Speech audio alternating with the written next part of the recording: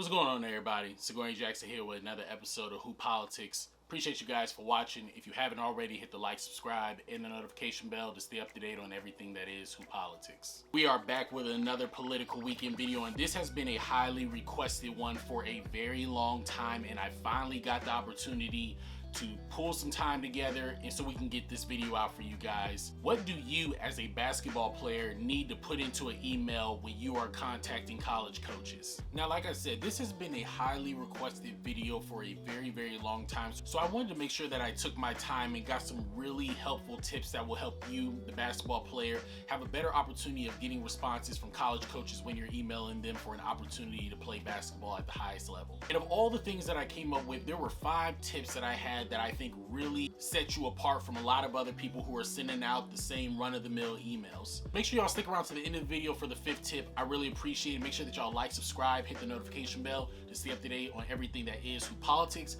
And without further ado, let's go ahead and get right into the video. The first tip that we want to do when we're emailing a college basketball coach is to have a good eye-catching header. This sounds very basic, but this is something that is so important because so many people just throw in recruit opportunity, or they'll just throw in their first and last name and they think that's enough to draw a coach in. You do not have name recognition to where you can just throw your name in and a coach is going to see that and say, oh my God, I know who that is. You need to do something that's going to grab their attention. For example, when I email coaches, I had the stamp of Jerry Mullins being one of the top JUCO basketball players in the country that was still available. So in my headers for my emails, I was putting in Jerry Mullins top JUCO wing available. Because people knew who Jerry Mullins was and they respected his name so much, they knew that if somebody had Jerry Mullins' name attached to them, they were a surefire basketball player and they had to take a look. Now, of course, do not put that name on your headers because Jerry Mullins is no longer even really in the game like that, and a lot of coaches know that, so they're going to call you out on it and you might get into some trouble behind it. Remember, college basketball coaches talk to everybody, so you don't want your name to be blackballed or thrown out there as somebody who's just doing a lot of really irresponsible things. With that being said, put in things that is going to really draw a coach in. If you're a point guard and you're 6'2" or 6'3", put in 6'3" long athletic point guard or 6'3" athletic floor general. You need to try to grab the coach's attention as much as possible because you have to keep in mind that coaches have hundreds of emails that they're getting all the time, and out of those hundreds of emails, about 80 or 90 of them are coming from kids who are hoping to God that they can get an opportunity to play for them. So what is going to make a coach want to look at your email opposed to all the other ones that are in his files? The first thing that you can do is to make sure that you have a solid header. No different than how when you say you play for a certain AAU team, it rings bells. You want to try to put something up there that is going to ring bells. Look around for the politics that might be in your favor, like an AAU team, or maybe the high school that you play for, or maybe you're a state champion, or maybe it's your height, your weight, your length, and just the style of play that you have or the position you play. Throw that in the header, but don't make it super long. You don't want it to be super long, athletic, great mid-range, slashing to the rim, high-level point guard, created from God himself. That's not going to do it. Coaches are going to look at that and say, what the hell is this? Keep it short, keep it simple, but have everything you need in to draw a coach in. The second tip that I got for you when emailing a college basketball coach is to make sure that after you've already had your header, make sure that you put in all of your information. Even the information that you think may not be a big deal, but it definitely is a big deal to college coaches. You want to make sure you put your height, your weight, your wingspan, the position you play, your GPA, your SAT or ACT scores if you've taken them, as well as your status with the NCAA clearinghouse to let them know if you're a full qualifier, a partial qualifier, or a non-qualifier. Now, some of you might be wondering, well, what is the NCAA clearinghouse? Don't worry, I will be making another video about that very soon, and we're going to get right to it on it. But you want to try to have as much information as possible. The coach wants to be able to open up the email and say, hello, Coach so-and-so. My name is so-and-so. This is all the information that you need concerning me. Make the job easier for the coaches. Coaches are people just like you.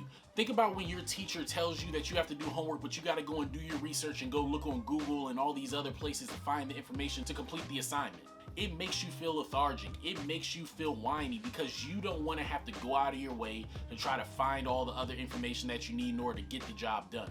Coaches are no different. They don't want to have to Google your name, find out what school you play for, find out what position you are, what your classification is.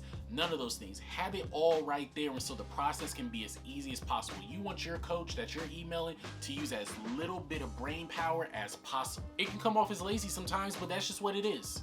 The third tip when you're emailing college basketball coaches is to make the email personal to the coach you are sending it to, or at the very least, the college basketball staff that you're sending it to. This right here is something that could really get you a lot of points with coaches. You want the coach to feel like you're not just sending your email out to a whole bunch of colleges and just hoping that somebody hits, even though you are. You want them to feel like you actually have some real information about their particular program.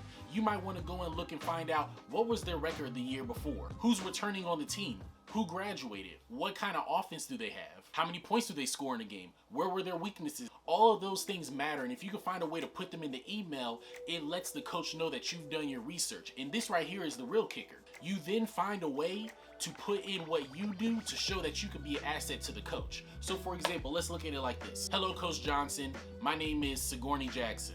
I noticed that you have 4 graduating seniors this year and you have 5 returning basketball players who played the bulk of the minutes. Seeing that you guys like to get up in transition and shoot a lot of 3-pointers and that you attempt around 20 3-pointers a game, I think that I could be of service to you because my stats show that I shoot 45% from the 3-point line while attempting 6 3-pointers a game. I could fit right into your system. Obviously, don't put that exactly, but that is an example of what you can do in order to show a coach not only that you understand what they do and you understand their situation, but you are also showing them how you fit into their situation. Once again, make it personal to the coach and find a way to connect yourself into that situation, and so they can see the vision that you have for yourself as well as what you have for the team. The fourth tip when emailing a college basketball coach, very simple. At the end of all your emails, make sure you're always dropping a link to your highlight tape. You want it to be a flat out link. You want it to be able to be clicked and it goes right to the video. Do not send a messed up link. Do not send a website for them to go to. Oh, I go to Huddle and it's this one right here. No, have it all put together. Have it sent right over to the coach where they can open it right up and it gets right to it. And if you have any questions about how to make a highlight tape, I already have a video about that. I will link it up top, a very long, extensive video that will really help you take your recruitment to the next level. I mean, it's common sense. You want the coach to be able to see you play. They want to be able to see, are you actually as tall as you say you are? Are you actually as athletic? Can you actually shoot the ball? And you have to show them exactly what you're trying to give them on that roster next year if given the opportunity to. Just want to say thank you for making it to the end of the video for this final tip. I appreciate you guys for sitting with me this entire time. If you haven't already, make sure that y'all like, subscribe, hit the notification bell to stay up to date on everything that is Hoop Politics. It is greatly appreciated. And the last and final tip when you are emailing college coaches is to always make sure that you let them know that you're willing to work out at any time. This shows a coach that you are willing to get out here and get into the field and make something happen for yourself. It shows confidence, it shows competitiveness, and it shows that you're really about what you say you're about. When a coach knows that you're willing to hop in the car and drive to another state or drive across the country for the opportunity to practice or to work out in front of them, that gives you a whole lot of points. And it's always better to be in front of a coach opposed to have them looking at you on a highlight tape, unless you just have one of the greatest highlight tapes of all time. Most times when you come in to do a workout, it's not really going to be an individual workout. It's going to basically be you coming in and playing open gym with the actual basketball team.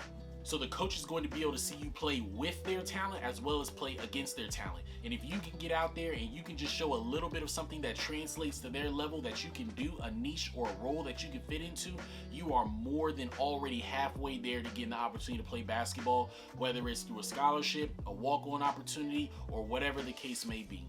And those are the 5 tips that I have that is going to help you when you are emailing a college basketball coach. I really appreciate you guys for sitting into the end of the video. I know I've been away for a while, but we got a lot of videos that have already been recorded and we're going to start putting them out consistently. If y'all like this kind of stuff, please give it a thumbs up, comment below, and let me know what type of videos y'all want to hear about next. I got an NCAA clearinghouse video that I'm going to be dropping very soon as well.